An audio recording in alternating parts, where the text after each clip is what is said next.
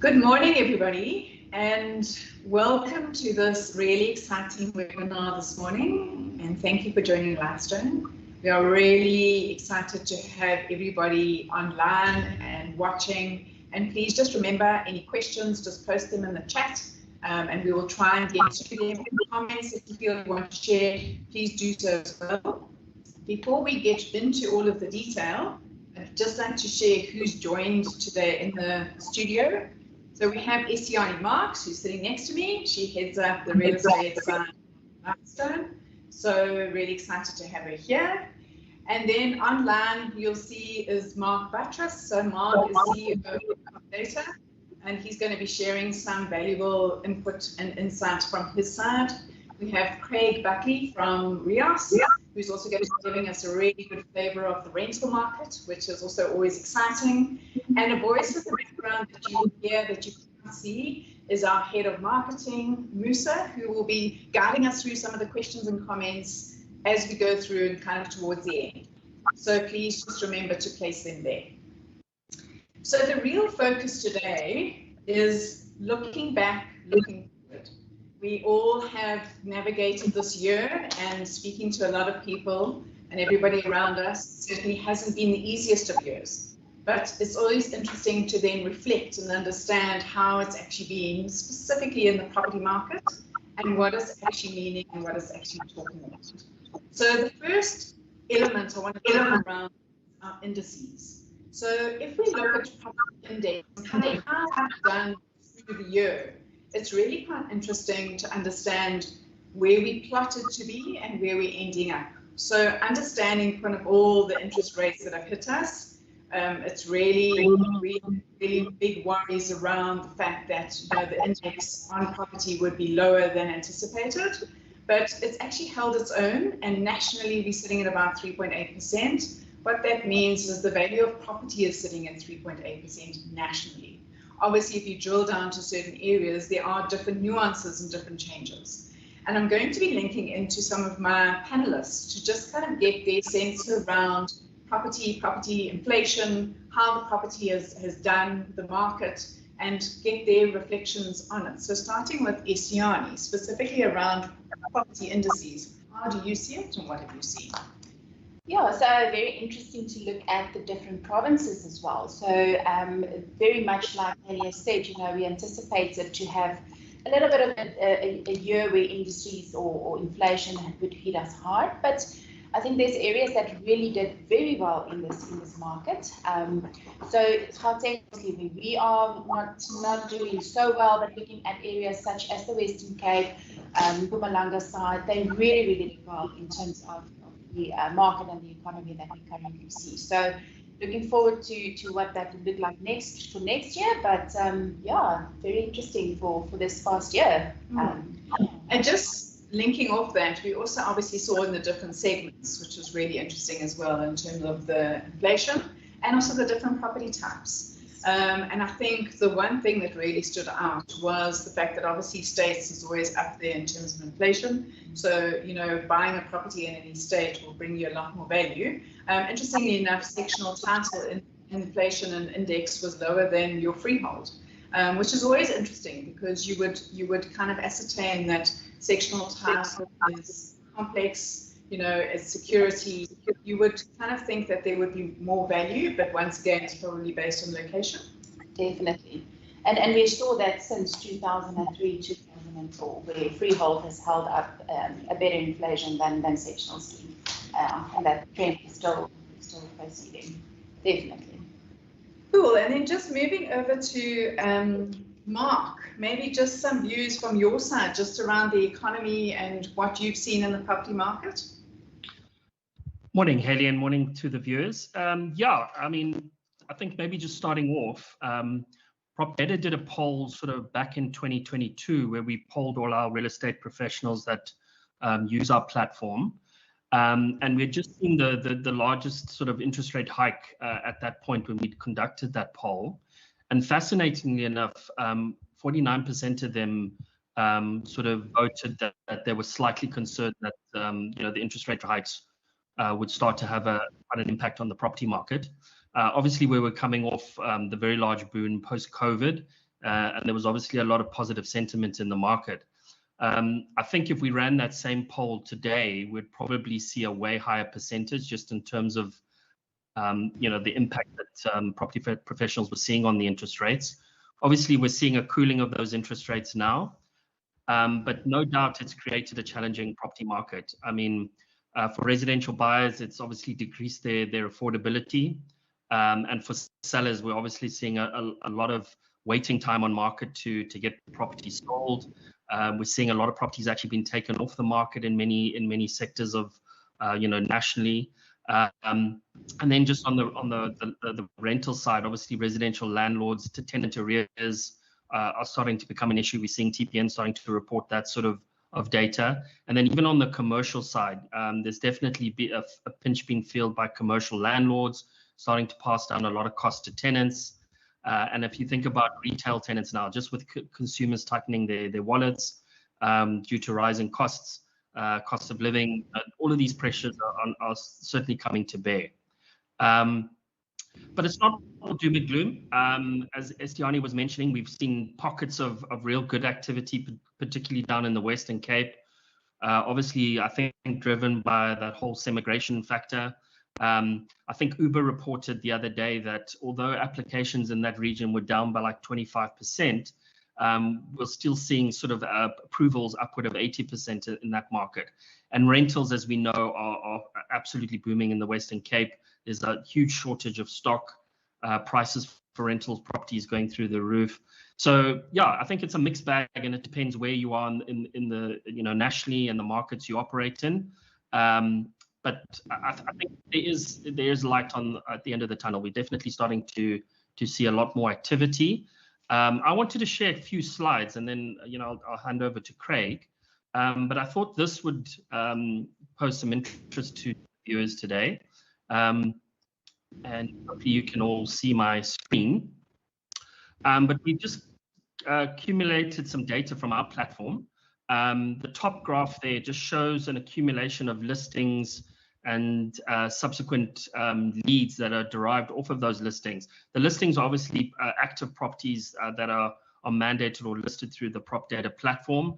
And the leads are pretty much all the lead data that we manage to consume back into our infrastructure, both from brands' own websites as well as the property portals. So you see a lot of flatness there, and I think that tells a story just generally in terms of the market. But that graph below, I think, tells a very telling story. Just the number of views, page views across our brand websites has definitely seen a decline into the latter part of 2023. We're starting to see a bit of an uptick now, and I think that's subsequent to the interest rate hikes holding, and there is definitely more interest coming into the market. But overall, just that general downward slant of interest and engagement with listings online. So yeah, hopefully that offers a bit of insight from a prop data perspective. Cool, thanks, Mark. Craig, it would be great to get your insights and views. First up, good morning, everyone. Great to be here. Yes, I think in terms of the residential rentals sector specifically, if we look at that market, there are two overarching macro trends. So the first one is actually a long-term global trend that we're observing. So there's this phrase or coin that I'm sure you've heard coined, generation rent. So what we're seeing at an international level and as well as locally is that there's actually just a general shift towards renting. And yes, it's across the different age bands, but specifically in the younger generation. So there what we're seeing is that there's been quite a noticeable shift in terms of priorities, in terms of that generation coming through. So historically, it was pretty well understood that, getting into the property space as early as possible in terms of your personal investment portfolio was a really good idea. So a lot of us historically would try to get in there early and pay up the bond as quickly as possible. Whereas we're seeing quite a big shift with the younger generations coming through, and there's a far greater prioritization put towards comfort and lifestyle. So they're not necessarily not seeing the value or importance of the financial investment in real estate, but rather instead of buying a property, they're looking at going, well, actually, if I rent, I can actually afford to rent in a bit more of an affluent, preferable area. Also, in terms of commitments, I don't have those long-term commitments of a mortgage. So they're buying into the flexibility as well as the lifestyle, rather than buying a property which is possibly in a slightly more humble environment and or area, and also obviously comes with the long-term responsibilities of the mortgage. So we're seeing that at a global and international level, which is feeding through to South Africa. And then in terms of more localized South African trends, very much like Istiani and Mark have referenced in terms of what we're seeing in terms of the macro environment from an economic and financial perspective in South Africa, that too affects the rental sector. But what you often see is in the rentals is almost the inverse of what you see on the sales front. So whilst a lot of areas are struggling a little bit on the sales front, generally actually rentals is doing pretty well. You're seeing some nice stable growth. And I think if we just use that example of the semigration, what you're seeing is, if someone's moving, as an example, from Gauteng down to the Western Cape, you've got a little bit of a slow market up in Gauteng, so you might potentially sell at a discounted rate.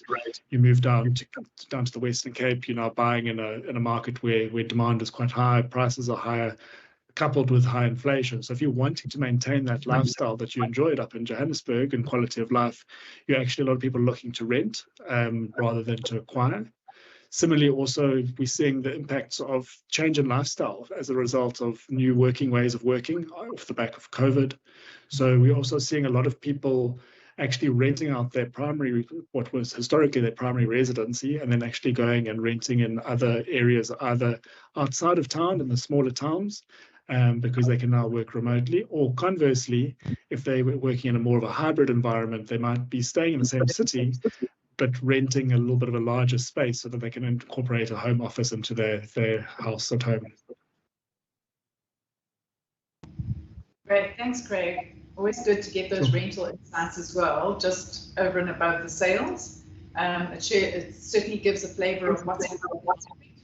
And linking into that, it gives a great segue into the next discussion, because after COVID, there was a great flurry in the property market where we actually saw a lot of first-time home buyers really picking up an opportunity to purchase a property. The interest rates were at an all-time low, over 50 years low, and enabled people to actually buy a property versus renting a property. We're obviously in a phase now where that has changed. The interest rates increases, and we're starting to see a lot more rental market activity. But just coming back to the first-time home buyer, I think Istiani has some great insights around what's happening in the country around first-time home buyers and what's that looking like.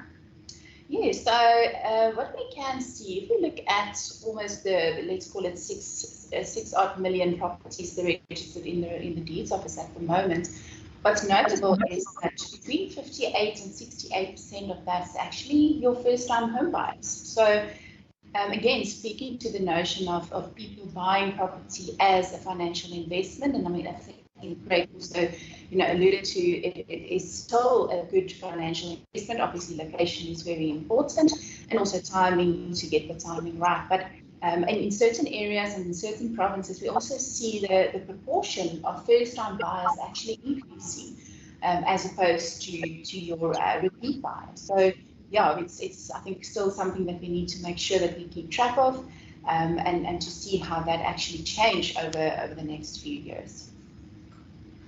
And then just jumping to the second topic that's really been a flavor for a couple of years, is semigration. I think, Mark and Craig have both spoken about it and touched on it, but really semigration is obviously a phenomenon that just it happens automatically, right? So anybody moving from a province to another province, we see that as semigration. What we did see, however, that after COVID, there was a really big uplift in semigration, and specifically to the Western Cape, that we saw the big influx and the potential growth kind of movement through to that. And the aspects that was really a lifestyle change, an opportunity where the realization is that you don't need to actually be in an office to be working, and you can basically be working wherever you would like to be working. So we saw that trend happening in a big way. We saw Cape Town, certain areas of Cape Town really shone. We saw Mossel Bay pick up, we saw George pick up, and that's still going on. And there were quite a few kind of real big jumps. I think it's something over 40% of people leaving Gauteng went to Western Cape. So it really is a big trend. And Isiani, you can also share a little bit more around Semigration.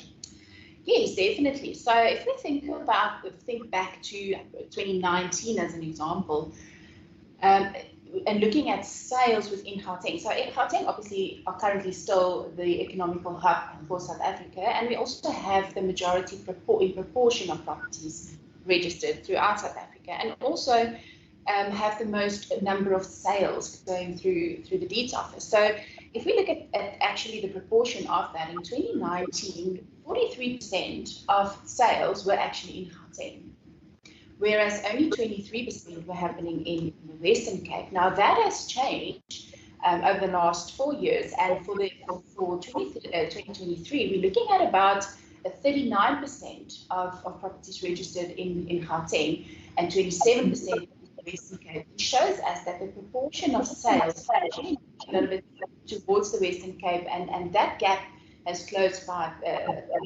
8%. So that's a big indication of people preferring to rather move and buy in the Western Cape than within Gauteng. But also, having said that, what's very interesting to note is that these sales are also, like Haley has mentioned, moving out towards the smaller towns. So not necessarily moving into the metros, but the smaller towns are actually being the preferred area of purchase. And again, good upliftment for those areas, and obviously driving up the prices in those small towns as well, which is phenomenal. I think also just linking to that, I think if you're not looking at the indices of what they're actually saying, remembering that your national at the moment is sitting at about 3.8%.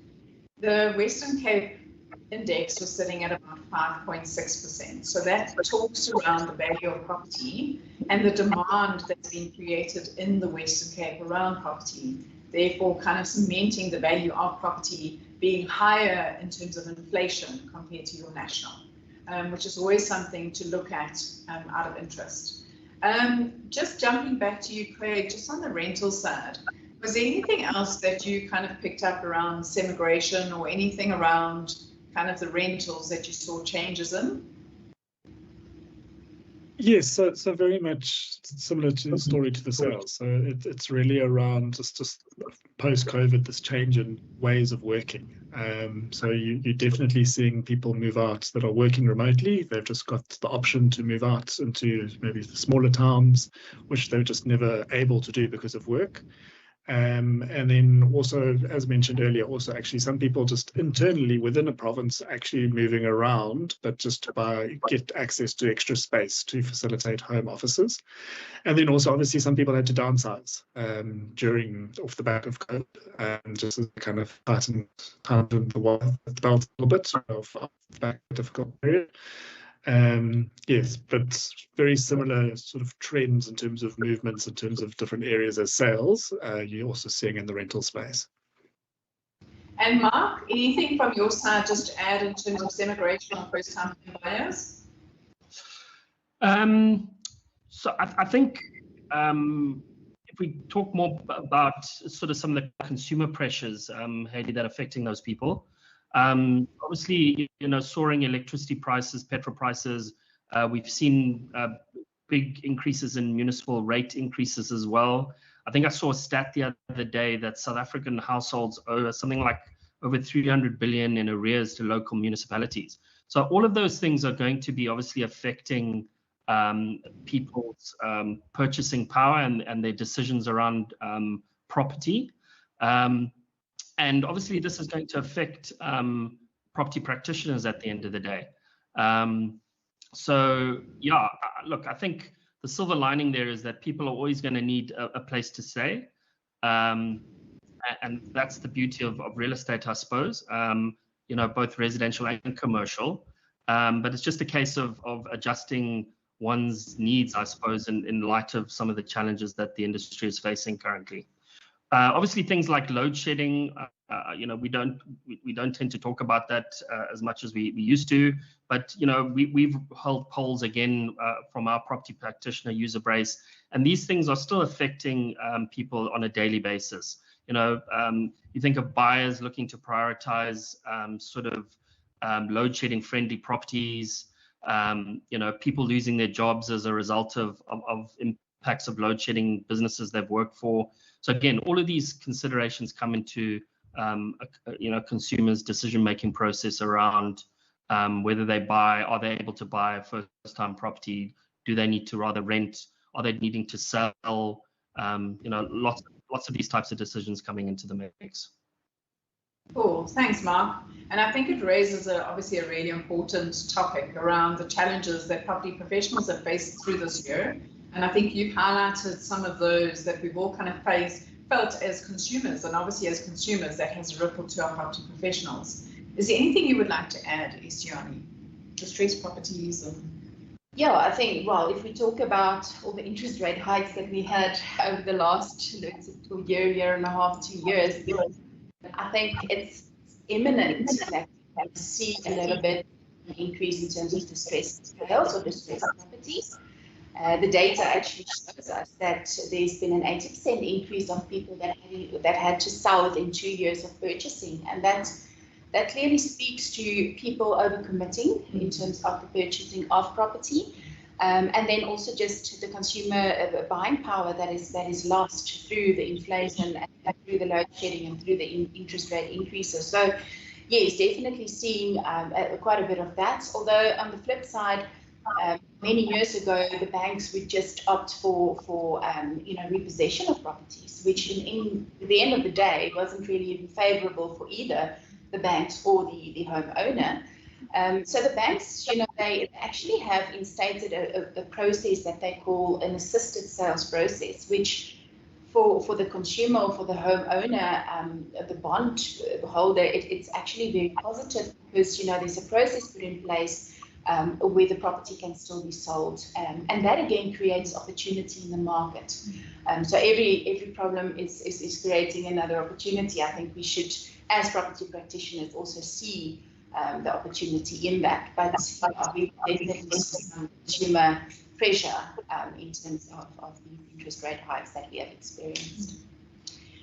Craig, just jumping to you on the rental side, just in terms of challenges for kind of property professionals in the rental. I think, we've mentioned that this year is looking a little bit more brighter than the previous 2 years. But just from your side, just around elements like load shedding, is there more of a requirement on solar? What is your sense from the market? Yeah, sure. So definitely people are looking for places where they can potentially maybe not necessarily get off the grid fully, but at least partially. But I think more probably pressing, and it's not just within the rental space, but actually also being felt within the sales space, is that there's just this general increase or rise in expectations. So coming from both landlords and tenants, as well as prospective buyers and sellers. So a little bit like you're saying around the load shedding, it's no longer just want a roof over my head. As a tenant, I've maybe got a whole lot of expectations around things like inverters, UPS, backup solar, and things like that. So it's just really having to navigate through those rising expectations from a service delivery perspective is one real challenge that we're seeing people struggle with. And it's not because just there's this rise of expectation, there's also obviously all these financial pressures that are coming from these things like interest rate hikes, a bit of a slow in terms of economic growth at a national level, as well as your load shedding impacting all of these things, is that also we're expecting people to also drive efficiencies.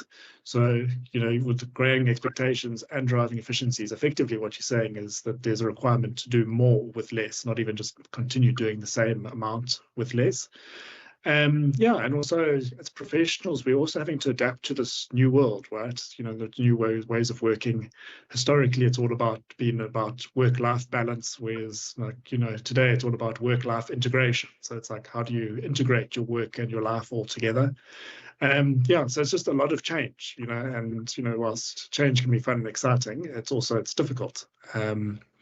yeah, so it's really just in this turbulent, somewhat tumultuous times, how do you drive profitability and sustainable profitability, and whilst maintaining a reasonable lifestyle and your personal sanity? Cool, thanks. I think there's lots of insight around kind of the challenges that we've seen, and I think we're all holding hands for a better year next year.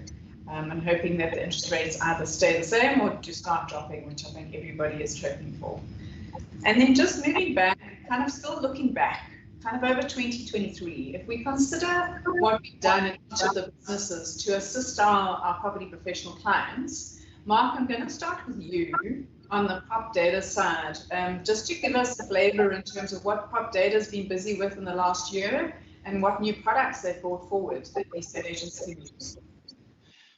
Sure, Hayley. So I'd like to share some slides again, if it's okay. So I mean, for the longest time now, prop data has been on this journey to create what we deem as the one real estate platform. We're trying to combine all of the useful software capabilities into one ecosystem, both from a sales and a rentals or lettings journey. And we're trying to provide and contextualize those pieces of capability in a seamless sort of workflow process that the real estate practitioner can follow. So I'm showing you a slide now of just our vision of those two journeys, both from a sales journey perspective and a letting journey perspective. We've been very busy this sort of past 18 months at Prop Data. We've coming out with a brand new website templating theme, which is going to be available to all our clients very, very shortly. We're due to launch our first client later this month on it, and then it'll be rolled out to the rest of our client base. So that'll be a cutting edge, brand new version of our real estate website template product with a load of new features and sort of customer journey UX improvements that we've been working hard on over the last year. We've, at the beginning of this year, came out with a really cool comparative market analysis or valuation presentation tool, obviously in conjunction with Lightstone and the valuable data insights that we're able to consume from them. And that's been rolled out into our ecosystem now and being very, very favorably received. Great way to take Lightstone data and present it in a really cool brand compliant way, in a digital first way, with a lot of overlays of information that a potential agency would like to surround that intelligence, that Lightstone intelligence. And we're getting agents really, really loving adopting and delivering that tool and being able to present great solutions to potential homeowners. On the syndication side, we've increased our number of marketplaces that we're syndicating listings to obviously expand the amount of exposure that our real estate clients can get. We've taken on a new platform called James Edition. We've integrated flow marketing now from a performance media marketing perspective. So those agencies really wanting to get into performance marketing on both Facebook, LinkedIn, and Google Display. And we've fully integrated that solution into our back office system. We've come out with our bio landlord feedback report. So this traditionally was a real schlep for most real estate professionals to produce on an ongoing basis for their landlords or sellers. We've come up with a really cool tool now that basically allows you to suck all that engagement and exposure information into a dynamic report. The amount of views, alerts, viewings, all of these good things that you need to report back to your landlord or seller on. And we've again put it in a really cool brand compliant digital first presentation, which is real time and can be presented to the homeowner at any point. We've also completed our referrals module. So for those agencies operating in a multi-branch environment, you're able to use our referrals module to refer buyers, sellers, landlords, and tenants, either across branches or internally from one agent to another. And it's got a whole formal reporting, acceptance, and sort of declining process involved in there, with heavily driven by communications. And our offers module is released now as well. So if you're taking offers from inbound leads and viewings that you're doing on properties, you're able to record all of those offers, manage them, and obviously be able to report on them. Our deals module is imminent. We're due to launch that very early in January. So that will be a complete financial module for managing the conveyancing process of a sale transaction. It's predominantly focused around the residential side of things, but it'll be very flexible. It's got a great conveyancing pipeline, milestone sort of capability with all sorts of reminder and reporting functionality. So that's going to be integrally linked to that journey as well. So those are the things that are kind of pretty much there, and we've been working very hard to deliver on them this side of the year. And yeah, we're looking forward to 2024 and some of the new stuff we can start to bring out as well. And I think I'll share those a bit later in the presentation with you. Cool, great, thanks, Mark. Over to you, Craig. Kind of innovations that you've kind of brought through in this last year, just assisting some of our clients. Sure. So I think first and foremost, what's really encouraging is that at a industry level, we're seeing a lot more investment into PropTech or property technology, which is great. So I think for the first time probably ever, the consumers, being the professionals, are actually getting access to some choices and options, which is great. Also, historically, you know, cloud-based solutions used to be somewhat of a nice to have, whereas, you know, today's distributed workforce, having cloud-based bank integrated solutions like Rios is just absolutely critical, because you no longer have that physical control that you used to be able to enjoy being in the office space. You know, with your team now dispersed, working all over the place, it's really important that, yes, they've got access to that tooling from a cloud-based solution, but that bank integration with that inbuilt compliance, money management, and those financial controls is just so critical. It's also just doing things like helping you with a lot of the compliance side of things, so looking after your deposits, doing annual audits for you on your trust accounts for free. That's just a huge cost saver, but also the big one is the time saving. That's, you know, it's just a lot of PT having to reconcile and manage those trust accounts. And then also, I think what's really exciting is we're starting to see this next generation of rental management solutions coming out. So Rios being one of those, and you can also probably see a little bit of that flavor coming through from what Mark was showing you. But historically, you've had to choose as a property professional between either what we'd call a specialist solo tool, where you can use one piece of software. It's a pretty robust tool, but it only really does that one thing. So that means then you've still got to build all of these manual workflows and processes around that specific solo or isolated tool. Or alternatively, you end up with this bouquet of independent tools and services which aren't necessarily talking to one another. And it's fragmented. It becomes quite messy. On the other end of the spectrum, you had more what we would call a generalist tool that did quite a few things, just didn't necessarily give you the depth of functionality that you really require to do your job well. So I think what's really exciting now with like some of the work that's happening, yes, in Rios, but also prop data, as well as Lightstone, TPN, just really exciting seeing what we call these now new integrated best-in-class services solutions. So you no longer have to choose between generalist or specialist. You can actually get an aggregated, integrated set of best-in-class solo tools and services, which is really, really exciting.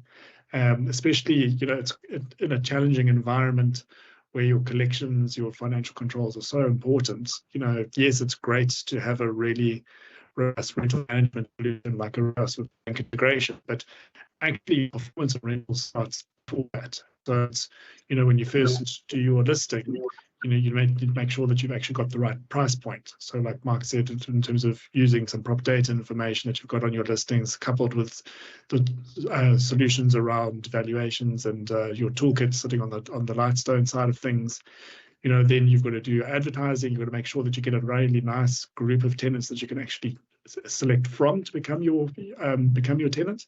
So then it's about how do you vet those applications, go through, make sure you're doing those credit scores correctly, contracting those guys correctly, and then ultimately feeding into your cloud-based bank integrated solution with really great automation. So I think that's also really key, is that software technology is great, but it's not here to replace the professionals. It's here to enable and support them, and also just free them up. So it's about how does your software like a Rios do, for instance, all of your reconciliations. You know, that can be a really time-consuming, tedious process, slows down the money getting from tenant to landlord.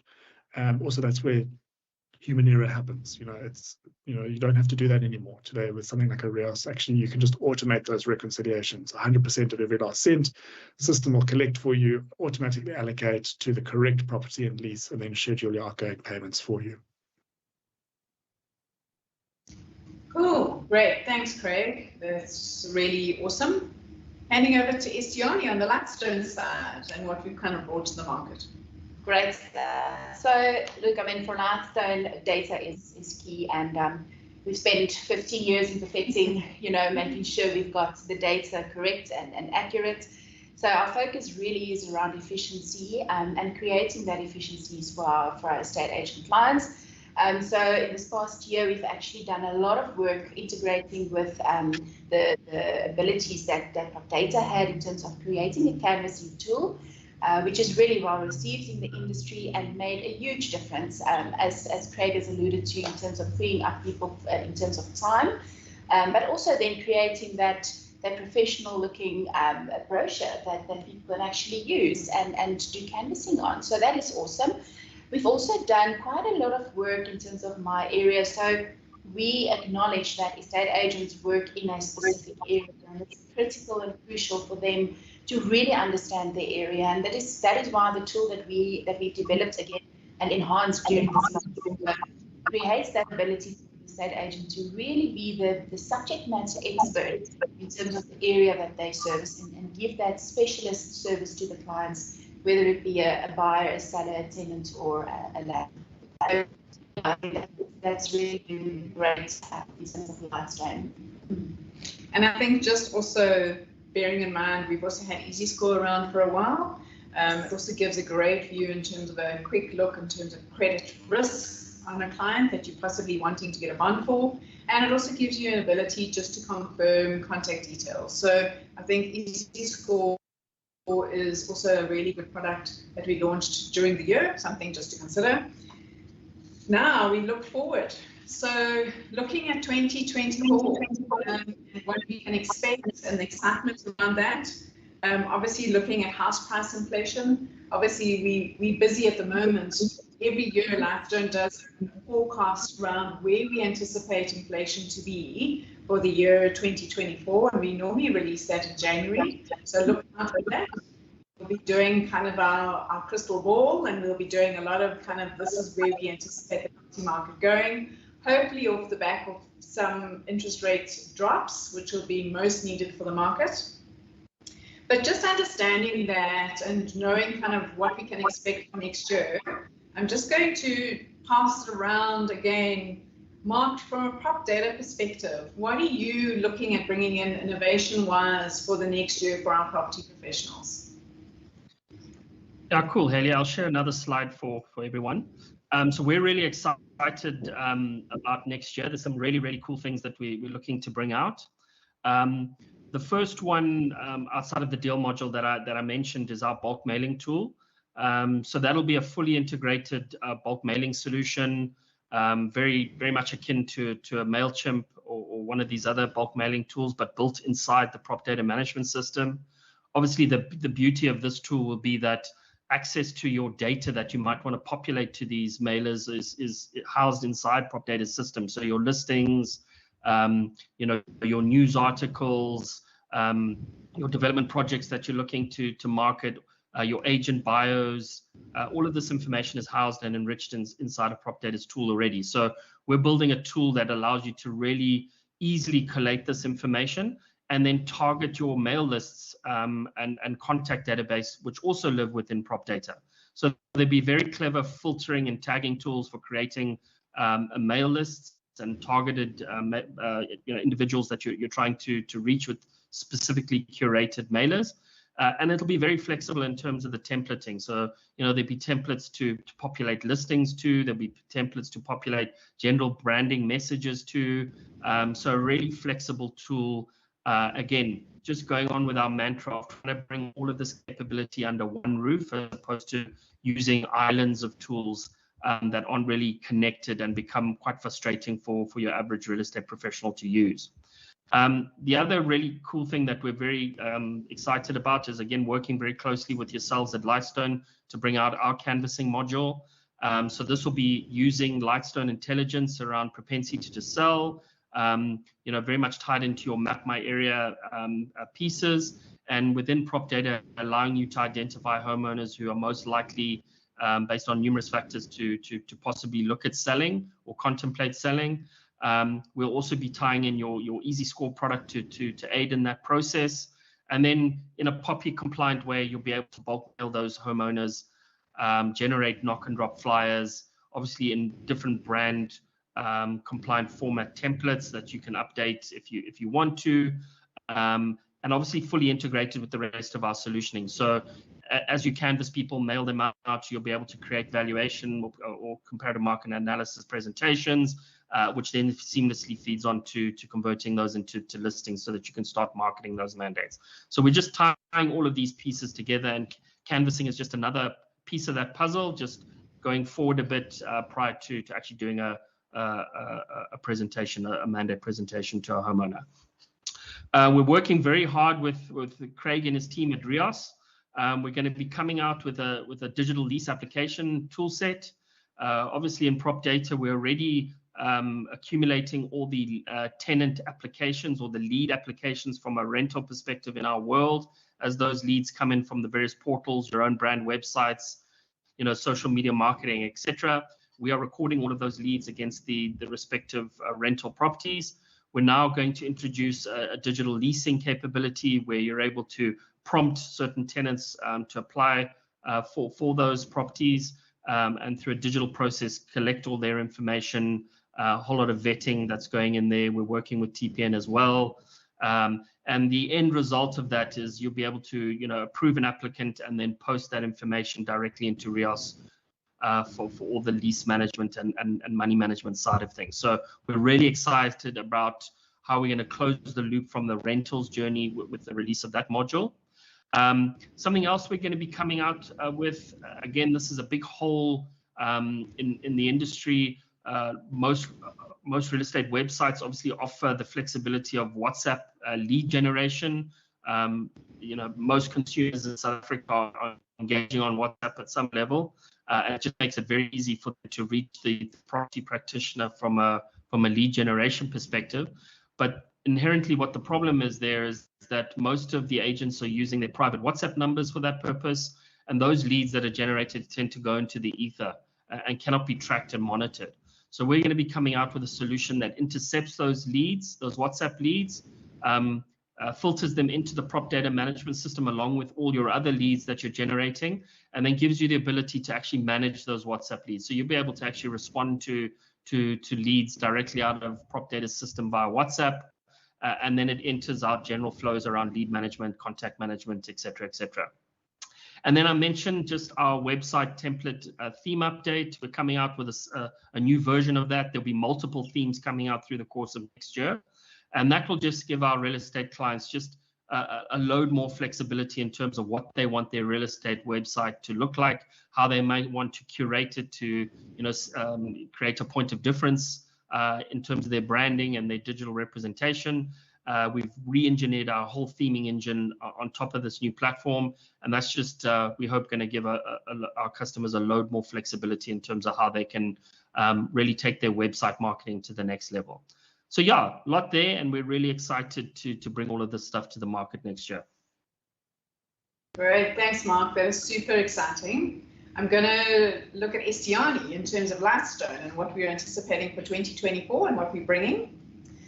Awesome. So yeah, we're very excited about using our my area functionality quite a bit more, creating those efficiency, but also creating prospects for our clients. So we are bringing out seller leads reports, which are currently being tested by our clients or some of our clients in terms of efficiency that may bring. So we're very excited to bring that to the market. And then also speaking around efficiency, we know that within the real estate realm, there's a lot of compliance that our clients need to factor in, and it takes a lot of time. So we're also releasing our what we call KYC, or Know Your Client module, hoping to release that very soon, earlier end of this year or early next year. So yeah, have a look out for that. We're super excited to see how that will be impacting on our clients. It's also awesome. Handing over to Craig on the rental side. What do you anticipate for Rios next year? So everything really on our side is how can we enable the professionals being themselves, how can we help you work smarter, not necessarily harder. So yes, there's some really exciting things happening within the Rios product suite itself, but I think the biggest thing that we're really excited about is, as I said, this next generation of technology solutions being these integrated, aggregated solutions. So we're just very excited about not just deepening the collaboration with Lightstone and prop data, but specifically that integration that we'll be rolling out early next year. So you can see from those slides that Mark showed. And there are a few things really that are going to be game changing in our opinion is that, yes, there's some huge efficiencies in terms of being able to automatically and seamlessly manage your listings through to viewings, to applications, and then that just automatically pipes into your rental management system. So you're going to save a lot of time and energy on things like data capture. But the best thing is actually your data integrity. So we've seen in doing research in the market that sometimes between a listing and actually managing a lease, the same information can be captured up to 6 times. So time consuming, frustrating for everybody, but also just lots of error happens. So it's, you have issues down the line in terms of your arrears and collections management because maybe you've miscaptured things, but also quite often frustrating for tenants and landlords because sometimes they're contacted multiple times for the same information. And then we still, just by human error, capture the wrong email address and you're still not getting information. So just having that seamless, validated, verified a pipe of data from listing all the way through to your collections is just going to be absolutely critical. And then finally, also just keep an eye out. So prop data has got a very, very generous offer coming out in the new year. In terms of that rental management module. So just keep an eye out for that. I'm not going to give away too much, but yeah, it's incredibly exciting and yeah, absolutely game changing in terms of the savings and yeah, just incredibly generous offer that's going to be coming out. That's awesome, Craig. It's always something great to look forward to this year. So everybody just watch out for that. Will be coming your way January, February. So just watch for that. And then before we jump to Q&A and have a look at all the questions and comments, maybe just to talk around some of the highlights for Lightstone. Something that we love every year is our seminars. And I think there's great value in that. And I want to hand over to Istiani to just give a little bit of a flavor around our seminars. Yeah, so we had a super successful seminar year this year again, reaching 14 areas, so all of the provinces within South Africa. And it's such a privilege to be able to share the knowledge and the data and the insights with our clients. And they really end up or leave the seminar so well informed and ready for the new year. So we would really like to encourage everyone to come and join us for our seminars 2024. We'll be releasing the dates early next year. It's really a highlight for our clients to attend those seminars. And we actually did also do a recording this year of one of the seminars, and we'll be posting a link into the chat for you to go and review. But obviously the data will look different next year, so it will be great to share those insights again throughout the country. Great, thanks Istiani. And please, we would love to see all of our clients at our seminars. So if you're able to make it, please just look out for those dates coming through. And it will be awesome to meet everybody at those sessions. Moving on to Q&A and comments. So handing over to the voice that's going to be speaking to us, which is Musa, our head of marketing. Was there anything that you found interesting or something to note? Yes, thanks, Haley. A lot of the comments are really around excitement about what's coming in 2024, as shared by Mark, Craig, and Istiani. But the question about the environment is something that we need to get through. The first being from he says there's lots of talk of Semigration and the Western Cape these days, but he's asking what are the net inflows in terms of population and Gauteng versus KZN versus the Western Cape? Sure, so that's something that we can certainly dig into. I do want to say that it's always interesting to kind of get into the detail of what the move actually looks like. So we do have a view in terms of number of houses that have been bought, that we can see in terms of Semigration. You can then build up an assumption. Just anecdotally, we were contacted 2 years ago by Take-A-Lot to try and understand what was happening with all the semigration, because they found that clients in Sandton were now placing orders from areas in the Western Cape that they had no coverage in terms of warehousing. So it was really interesting just to kind of reach out and assist them with that. So yes, these are the effects, and I think one of the really great effects of semigration is it just boosts economies elsewhere and it provides employment elsewhere. So I think it's really great. Great, thanks, Daly. Another question from MT. He's asking about, or he or she are asking about the gross. A lovely comment came in from Chantal, who is in the Swartland area, and she says 2023 has been the best year for her in terms of sales in the last 5 years. Right, so these buyers are coming in from Gauteng, they're coming in from Zim. But going back to MT's question, do you know of, do you have a view of any other smaller towns in the Western Cape that are growing? Yeah, look, I mean, the data actually shows that I think there's a total of 77 towns, small towns in the Western Cape that have seen massive growth. Darling, Ceres, sure, Swartland, as the viewer has actually mentioned. So we've released a toolkit newsletter now in November that actually plot down all of those towns that are looking at phenomenal growth, specifically. And it's not only in the Western Cape, it's a lot across the country where we saw these towns that are actually doing super well. So yeah, maybe we can share the link of the newsletter that would be great. Yeah, give us all those towns. Because I think also the Karoo. Yeah, I think there's been a lot of Karoo. I know quite a few people that have moved to Zanin. Yeah. So yes. Yeah. It's interesting. Yeah, and what we've seen also, it's very interesting, is it's not just the move to those smaller towns, but often towns that were traditionally seen as retirement villages are actually, like, the demographics are changing significantly, and you've got a lot of young working professional families moving into these smaller towns now that they can work remotely. Awesome, thanks. Another question from Ms. correctly, as well as Monica, just asking for numbers in terms of distressed sales in Gauteng and Eastern Cape and Makhanda in particular, which of course we won't be giving now, but we can share down to those numbers. Yeah. So please, anybody with those kind of questions, just contact us. In our email, we can provide it in the chat, info@lightstone today. We can then respond to you individually and give you some information. And the same goes for Kerry's question. I think that would be beneficial for people. They're asking for a comparison of registration differences in terms of numbers in the Dean's Office between 2022 and 2023. So we can share that as well. Absolutely. Then Peter is asking, what the property or financial industry do to try and boost residential sales?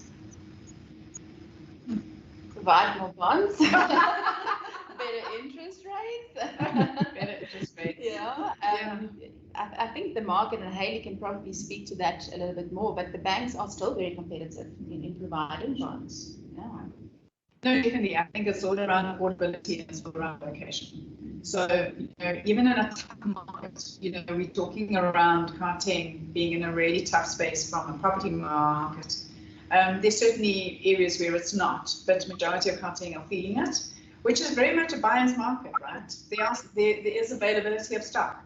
So there is business. It's really around, can the consumer or the home buyer afford the property? And banks are still granting bonds. They haven't kind of closed that off. So certainly it's just around affordability, location, and do your research. Very important. And we can't stress that enough. Awesome. And just a comment from Richard, who says those seminars tonight are very informative, so thank you. Thank you. Thanks, Richard.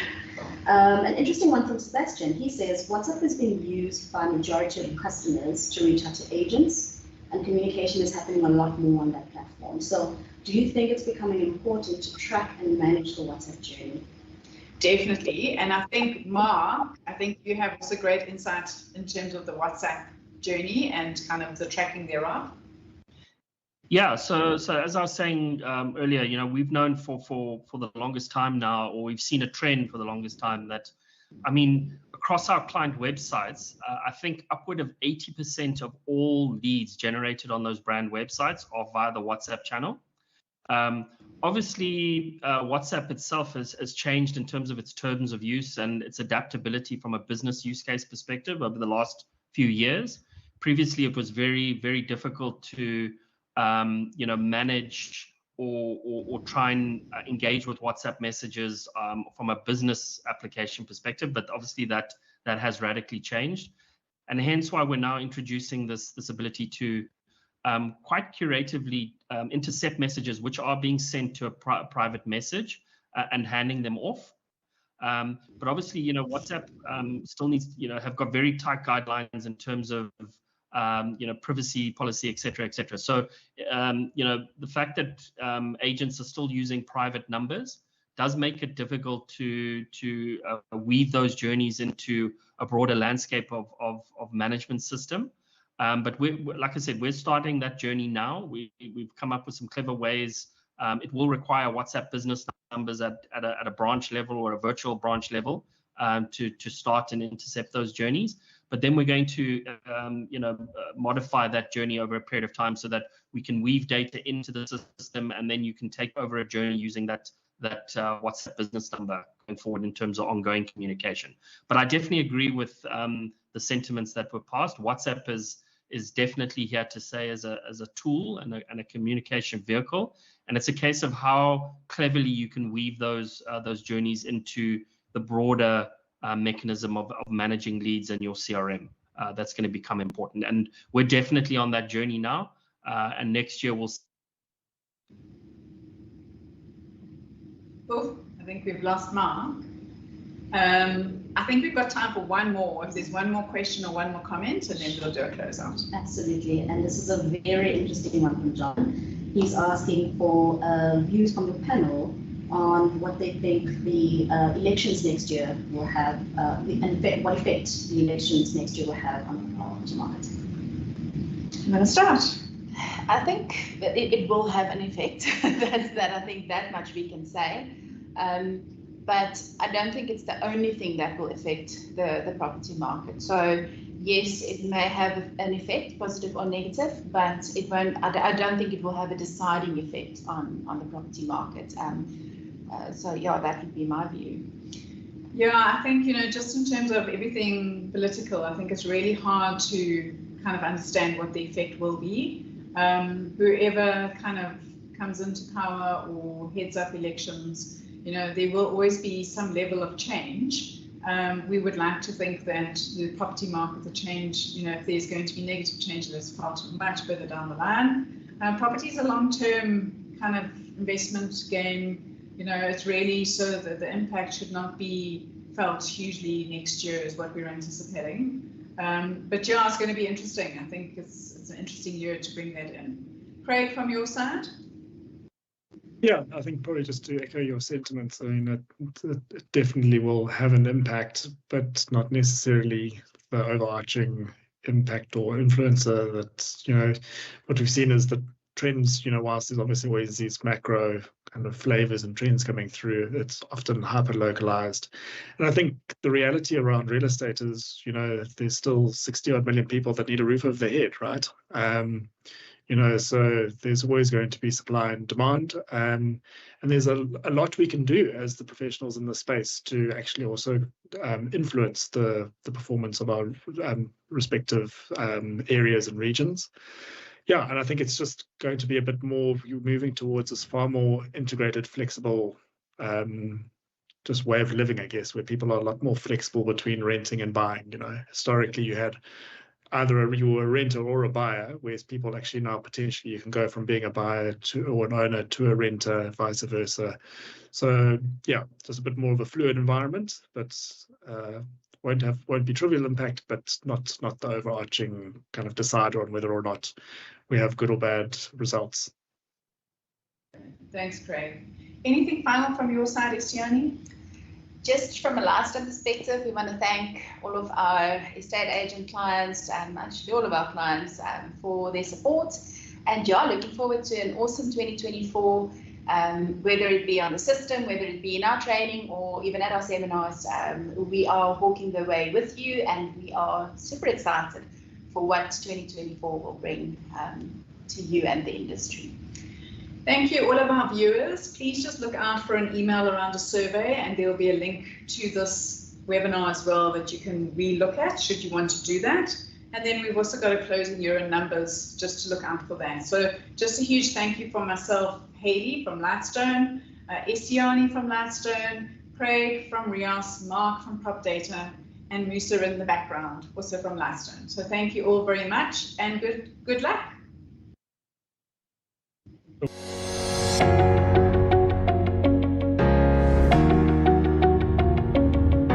At Lightstone, we value your real estate business as much as you do. This is why most major banks, reputable estate agents, insurers, and property buyers, sellers, and investors trust Lightstone for the most independent, accurate, and reliable property information in the market. It's simple, really. We know property data, and we have the most comprehensive range of solutions in the market. And looking back at 2023, our year-end numbers shows that more than ever, Lightstone is the data and insights provider of choice when it comes to property.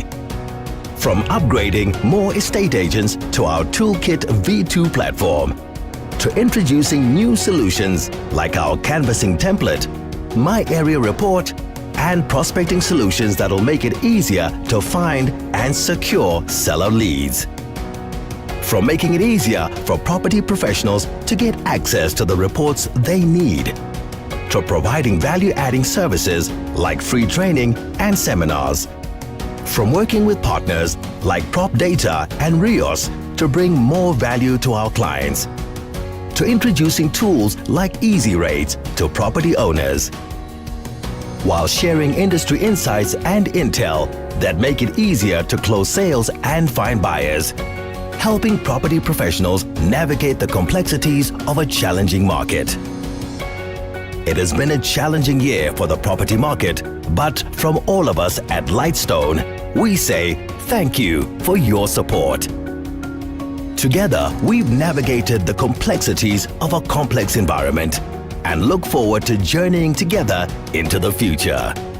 In 2024, we'll continue simplifying the complex for our clients, ensuring that interactions with our products and third-party providers are secure and seamless. And clients have many more innovative solutions to look forward to over the next few months, as well as our 15th birthday celebration. Lightstone Property wish you and your loved ones a happy holiday season and the hope that 2020 more brings more stability, more certainty, and more new opportunities.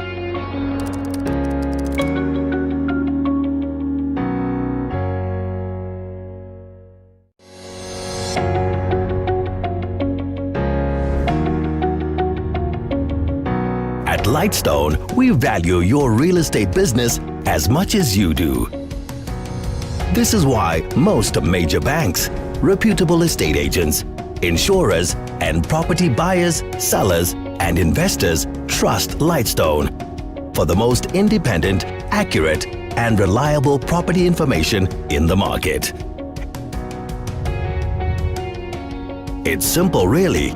We know property data, and we have the most comprehensive range of solutions in the market. And looking back at 2023, our year-end numbers shows that more than ever, Lightstone is the data and insights provider of choice when it comes to property. From upgrading more estate agents to our Toolkit V2 platform, to introducing new solutions like our canvassing template, My Area Report, and prospecting solutions that'll make it easier to find and secure seller leads. From making it easier for property professionals to get access to the reports they need, to providing value-adding services like free training and seminars. From working with partners like Prop Data and Rios to bring more value to our clients, to introducing tools like Easy Rates to property owners, while sharing industry insights and intel that make it easier to close sales and find buyers, helping property professionals navigate the complexities of a challenging market. It has been a challenging year for the property market, but from all of us at Lightstone, we say thank you for your support. Together, we've navigated the complexities of a complex environment and look forward to journeying together into the future. In 2024, we'll continue simplifying the complex for our clients, ensuring that interactions with our products and third-party providers are secure and seamless. And clients have many more innovative solutions to look forward to over the next few months, as well as our 15th birthday celebration. Lightstone Property wish you and your loved ones a happy holiday season and the hope that 2020 more brings more stability, more certainty, and more new opportunities.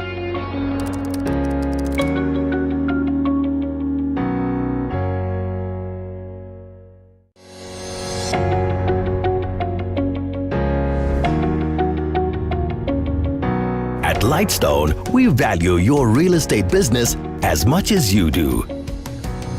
This is why most major banks, reputable estate agents, insurers, and property buyers, sellers, and investors trust Lightstone for the most independent, accurate, and reliable property information in the market.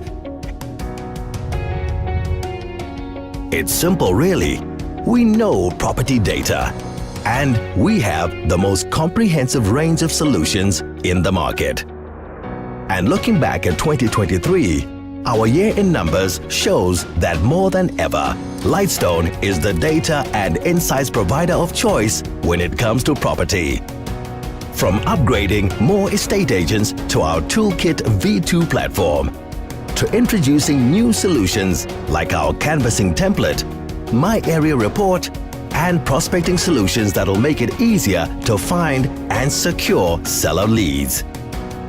From making it easier for property professionals to get access to the reports they need, to providing value-adding services like free training and seminars.